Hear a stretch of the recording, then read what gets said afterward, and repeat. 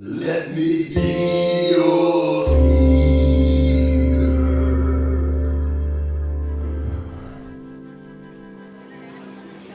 When I was in high school, I wanted to establish my own island micronation because it's cool. We actually had a concept a while back that we were going to have in the background of our vlogs. Plans emerged that we were establishing our own country. I mean, it's ultimately a pretty selfish dream to leave your own country and start your own country. I think food costs might skyrocket, and I don't know how to make a currency. There's a strain of expat who thinks of living in China as like a libertarian dream. Mostly not that China itself is libertarian, but that foreigners can get away with a pretty selfish lifestyle. You can decide that all women scientists and artists will go on your currency. Or like the reason the government notices you've declared sovereignty is because you've stopped paying taxes, which is a pretty boring way to go. The big problem comes down to administrating a country is still administration. Like, do you have to set up passport control at your front door? Do you have to wait online to get in and out? But we could take it one step further and declare our apartment the Republic of Hello Uncle Foreigner Land.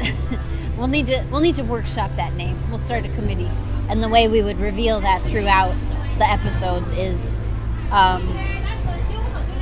having to-do lists around with like design passport and like different flag drawings all around. Because I think civic-minded people who look around and see problems join their local government and try to fix things that way rather than jettisoning everything that came before. But maybe we could trade in basil. Could our currency be basil and dill? And we would make vinyl as our nation's production. That was because that was a time where vinyl was like fading out, but before it like came back as a hipster thing to do. I was always a hipster though, even before there were hipsters. And it might be a mistake to peg your currency to nature. Also unfair to claim nature as your own monetary value. Although oil companies are doing it all the time. Is it colonizing if it's a place where you and only you live that you're taking over? I submit that that's fair game. And the next step, I've always dreamed that if we were rich enough, Peter and I would get neighboring houses like Tim Burton and oh geez, I can't think of his wife's name, or if she's even his wife anymore, Helena Bonham Carter. We'll have all the red peppers we need, which are actually the easiest thing to find around here. So Peter, watch out, you might get deported from what's now Emilylandia. But we'll grant you a tourist visa.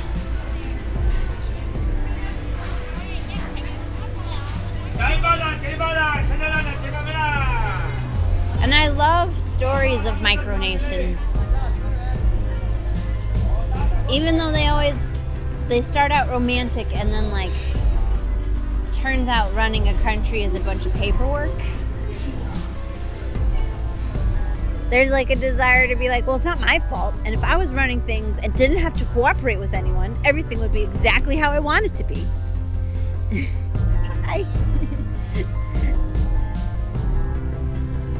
You wouldn't get interrupted by other citizens. The thing about a micronation is nobody's noticed that you've done it until you like start something about it. The motivation for starting your own country is never really that deep. And the flag will be like this, and our money will look like this, and we'll put my favorite superstar on the money. If I pay my landlord in basil, I mean, she'd get mad. The national food of Emilylandia is peanut butter. It has to be imported though, because we can't grow peanuts on our balcony. We could call ourselves our own sovereign nation all we want, but if we refuse that the police could come inside, they'd have something to say about it. And that I would have only people who were also cool could come live there.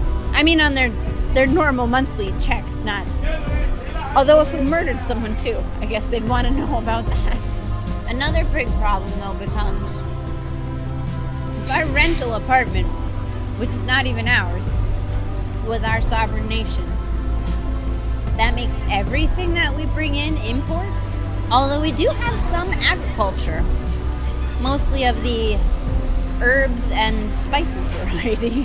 Other fun things you can decide for your own country. You can have a poet laureate. You could even make it yourself, but then you'd have to write poems. I think people, including myself, who dream of making their own micronation, secretly want an arts and crafts project. Where am I going to get all those stamps? I think it might be better if I don't start my own country. I guess I'll stay an American living in China for now. I'm a citizen of the world. I mean, if it's not for outright tax evasion, it is like, I wish all these people weren't around. Which isn't going to be solved by turning my apartment into a country. There's still people around. They're just not in my apartment, but they were never in my apartment. You can make your passport. Actually, I don't know. There might be international standards of how you have to make your passport. I was going to say you can make your passport like a giant book, a ridiculously giant book. You could issue driver's license.